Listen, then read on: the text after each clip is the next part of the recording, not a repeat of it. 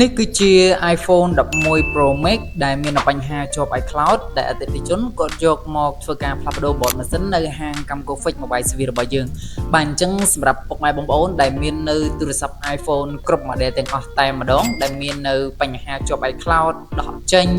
ឬមួយក៏មានបញ្ហាទាំងថាច់បាទបែកអេក្រង់បែកក្នុងក្រោយឬមួយក៏ពុកម៉ែបងប្អូនមាននៅបញ្ហាណាមួយផ្សេងក៏ដោយដែលពាក់ព័ន្ធជាមួយនឹងទូរស័ព្ទ iPhone គ្រប់ model ទាំងអស់អាចធ្វើការអញ្ជើញមកជួសជុលនិងទទួលសេវាកម្មផ្លាស់ប្ដូរនៅហាងកម្ម Config Mobile Service របស់យើងទាំងពីរសាខាបានដល់ឥឡូវនេះយើងមាន promotion ថែមជូនជាមួយនឹងកាសហើយនឹងឆ្នាំងសាក់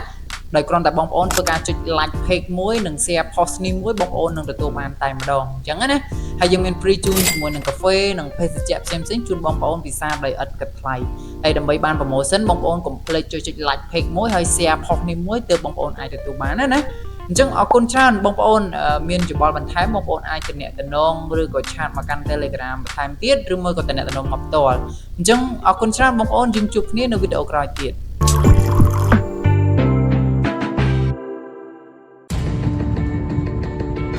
កម្ម Config មជ្ឈមណ្ឌលជួសជុលស័ព្ទដៃទំនើបធានានូវគុណភាពតម្លៃសមរម្យសេវាកម្មរហ័សទាន់ចិត្ត